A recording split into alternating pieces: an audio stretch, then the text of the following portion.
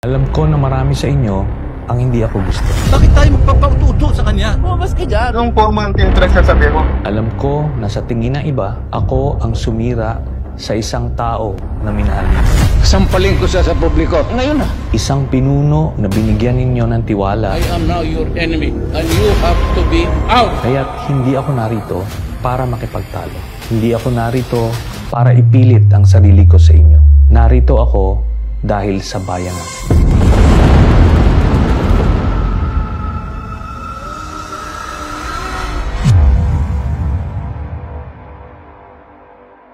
Ilang beses kong tinaya ang buhay ko para mapatunayan ko ang pagmamahal ko sa ating bansa. July 27, 2003, unang nakilala si Lieutenant Senior Grade Antonio Trillanes IV. Isa siya sa mga lider ng mahigit 300 sundalo ng grupong Magdalo na sumugod sa Makati. Pangyayari tumatak sa kasaysayan at tinawag na Oakwood Mutiny. Ang hiling ko sa inyo ngayong oras na ito ay buksan nyo lang ang isipan ninyo. Hindi ko kayo pipiliting maniwala, pero gusto kong sabihin ito sa inyo. Baka sakaling magbukas ang isip mo. Dahil ang pagmamahal sa bayan, hindi mo pwedeng daanin sa kwentuhan, sa pagpapatawa, sa pagmumura.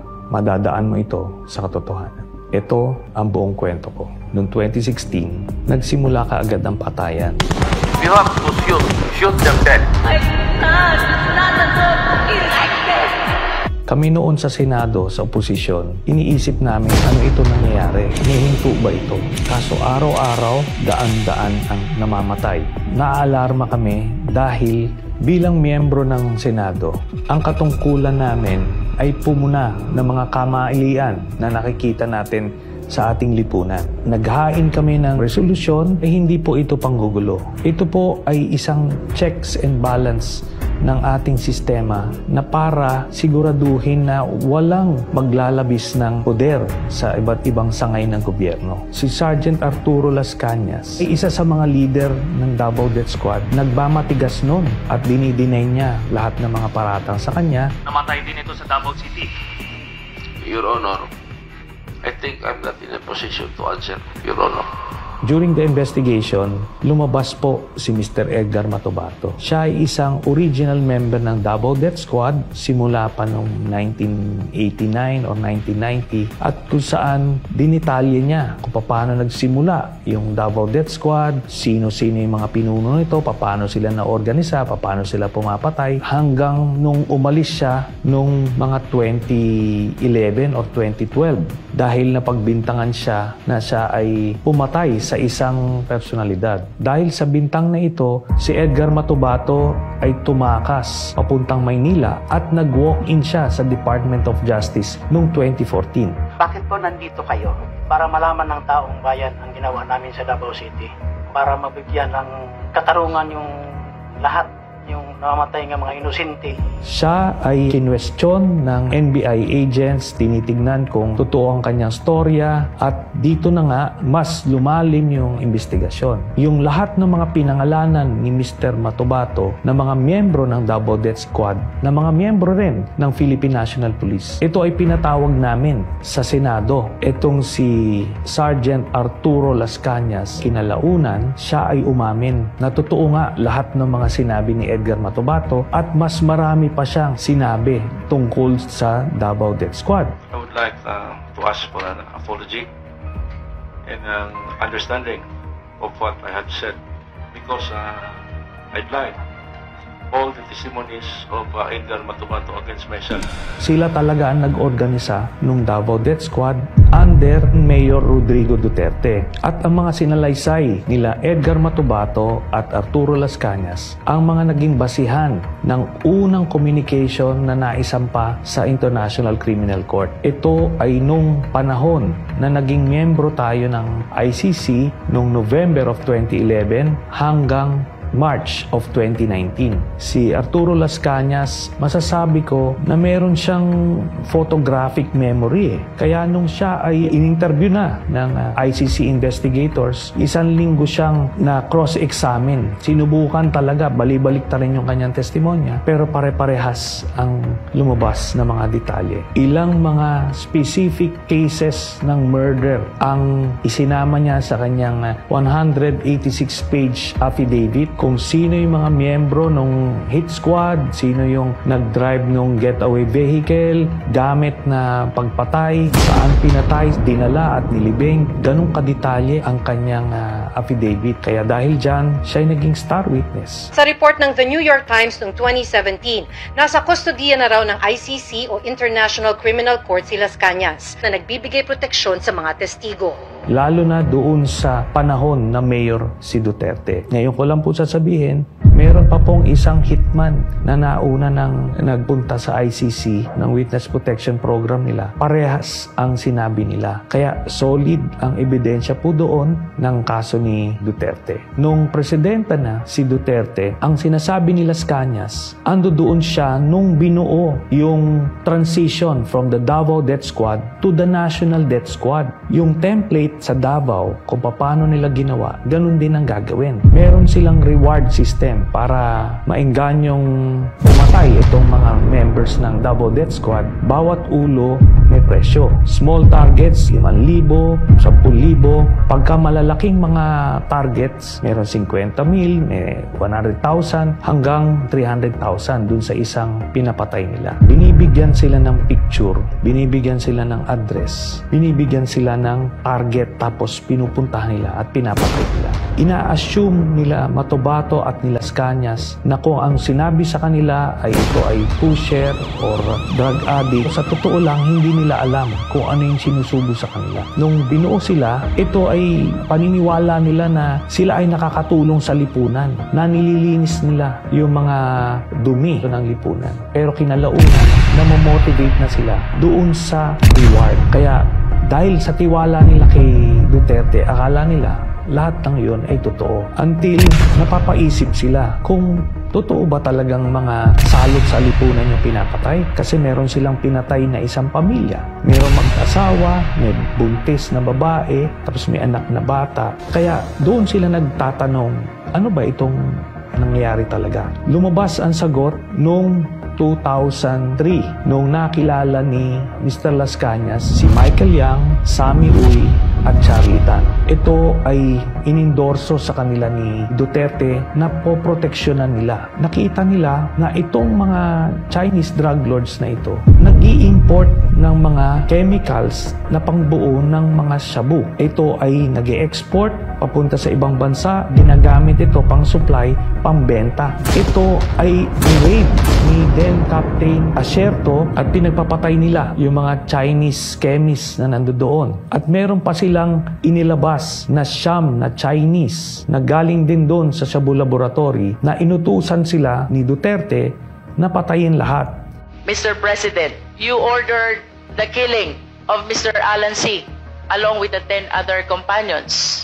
That is not true. That is the job of the police. Lumalabas doon sa salaysay ni Arturo Las Cañas. Hindi alam ni Duterte na bago nila mapatay ay nakausap pa niya yung pinakang pinuno nung siyam na Chinese workers na si Alan C. na ang boss nila ay si Michael Yang at yung kanilang mga passport ay na kay Michael Yang. Another important observation, Mr. President, Alan C. said that his passport was taken by the operatives, while the 10 others, ang sabi po nila, hawak ng employer nila. And the employer was named as Michael Yang. What can you say about this? Nothing to do with it. Wala akong pakialam dyan. Yun na nga ang lumalabas na pinoproteksyonan na sikreto ni Duterte. Ang involvement niya sa isang drug lord sa Davao. Noong 2016, nung naging presidente, si dating Pangulong Rodrigo Duterte, isa sa mga unang appointees niya ay si Michael Yang bilang economic advisor. Kaya dito, magtataka tayo, bakit isang Chinese citizen ay gagawing economic advisor ng isang presidente? Kinalaunan, nakita namin kung bakit niya to ginawa para masabi niya sa buong bürokrasya, sa AFP, PNP, PDEA, na protektado niya ito, tao niya ito, si Michael Yang. Noong 2017, ito na ngayon si Colonel Asierto. Siya yung Captain Asierto na nag-raid noong 2004 doon sa Shabu Laboratory sa Davao City. Binalikan niya itong kanyang asset na nagbigay sa kanya ng info tungkol doon sa Shabu Laboratory na yon at sinabi na si Michael Yang, isa rin sa nasa likod doon sa Shabu Laboratory doon. So, ibig sabihin, itong economic advisor ni Duterte, isang drug lord. Nung panahon na yon, hindi alam ni Colonel Asierto ang ugnayan ni Michael Yang at ni Duterte, kaya gumawa siya ng report. Nais niyang impormahan ang iba't ibang ahensya na ang malapit na advisor ni Duterte ay isang drug lord at baka hindi ito alam ni dating Pangulong Duterte. Kinalaunan, nung nalaman ni Duterte yung report ni Colonel Asierto, binaliktad niya. Nasangkot sa illegal na droga ang malapit na kaibigan ng Pangulo na si Presidential Economic Advisor Michael Yang. Tinukoy ni Asierto si Yang at isang Alan Lim na nasa likod ng nadiskubre nilang malaking Shabu Laboratory sa Davao noong 2004. Sabihin mo yung Michael Yang lalabas ni Asierto. Yan totoo. Humingi ng tulong si Asierto sa isang religious group dahil may plano umanong ipaligpit siya sa halagang 15 milyong piso. Si Colonel Asierto ngayon ang pinagbintangan na isang drug lord at siya ay pinapapatay sa publiko. Sa takot ni Colonel Asierto, siya ay nagtago hanggang ngayon. Siya na rin ay isa sa mga titistigo sa International Criminal Court. Sa madaling salita, habang pinapamuka ni dating Pangulong Rodrigo Duterte ang mga pagpatay sa iba't ibang pushers, dealers, yung mga Chinese chemists na galing sa ibang triad na nasa loob ng kulungan, na ito ay naisalaysay dun sa Quad Committee hearings. Nasa likod pala nito ay i-import nila ang mga shabu sa pamamagitan ni Michael Yang, Charlie Tan at Sammy Uy. Ito ay dinadaan sa customs para makontrol nila ang supply galing sa ibang bansa. Merong isang beses yung sa magnetic lifters, nakita na mismo ng mga K9 positive na merong shabu, pero at binabaliwala ni Duterte at ina-arbor kung sino man. They were assuming that for those metal magnetic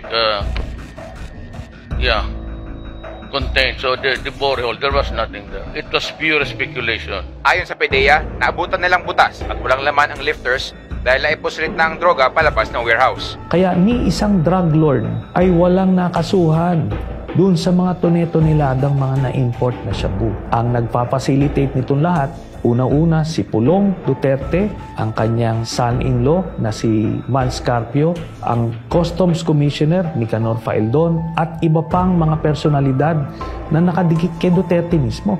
Ang nangyari ngayon, ang mga hindi kasama dun sa kanyang sindikato, ito yung mga pinapatay. Kaya akala nung mga kababayan natin na talagang may nangyayaring patayan ng mga involved sa illegal drugs. Hindi totoo ang war on drugs. Ito ay ginawa lang ni Duterte para panglihis dun sa intention niya na i-monopolize or i-control ang drug trade dito sa bansa. Kung may totoo lang maski isa, I will hang myself in front of you. You can summon, I will sign a waiver, all banks. Will the former president be okay that if we draft the waiver now instead of tomorrow? Will you be fine with that, Mr. President? Anong kapalit, sir? Hindi. Sampalin ko siya sa publiko. Hindi, wala naman. Ngayon na. Lulo mo kaya. Isa sa na-discover namin na mga impormasyon, ito ay naibigay sa akin noong 2016 ay yung bank accounts ni Duterte at ng kanyang pamilya. At ang nilalaman nito ay nakakagulat. Nakita namin na daang-daang milyon ang pumapasok sa mga accounts ni Duterte. Joint account si Sara Duterte at si Pangulong Duterte. Every 6 months, may pumapasok na dividendo galing kay Sammy Uy papunta sa accounts ni Duterte, ni Sara, Baste, Pulong at Hanilet. Lahat ito tumototal ng 40 to 55 million every 6 months. Buong pamilya ng Duterte ay kumikita sa illegal drugs. Dahil sa impeachment case ni Sara Duterte, ang mga bank accounts na ito ay lalabas at makikita ninyo na si Sammy Uy ay nagbibigay ng pera kay Sara Duterte at buong pamilyang Duterte. Ang buong paniniwala natin na si Duterte ang pinakang galit sa illegal na droga. Pero ang katotohanan, siya pala ang may pinakamalaking drug cartel dito sa Pilipinas. Ito pong mga impormasyon na to ay nakalap namin. Hindi po ito gawa-gawa at nakita natin ito ay nasuportahan nung kaso mismo ng International Criminal Court. Hindi magsisimula ang kaso ng ICC kung yan po ay gawa-gawa lang. Napakagagaling po ng mga investigador dyan. Hindi ka pwedeng gumawa-gawa lang ng kwento dyan. Hindi lang droga ang kinasangkutan ng sindikato ni Duterte. Nandiyan na yung Pharmally at yung iba't ibang pinagkakitaan nung COVID. Isama na rito yung Sinovac na vaccine na tinubuan nila ng 2,000 piso bawat isang vial at umorder sila ng 50 million vials. Sa madaling salita, 100 billion pesos ang kinita sa isang transaksyon na ito. Ito rin ang dahilan kung bakit pinigilan nila ang pagpasok ng Pfizer at Moderna at inuna nila yung pinakamahinang klaseng vaccine para sa mga Pilipino. Nandiyan na rin yung mga mask, personal protective equipment, yung face shield, yung mga ventilators, yung mga rapid tests, yung RT-PCR at iba pang mga gamit nun. Yung inaakala ninyo na natulungan kayo noong panahon ng pandemic, ang totoo nito ay pinagkakitaan pa tayo. Ang sindikato ni Duterte rin ang nagpasok ng mga pogo sa Pilipinas. Itong pogo ay naging pugad ng iba't ibang krimen.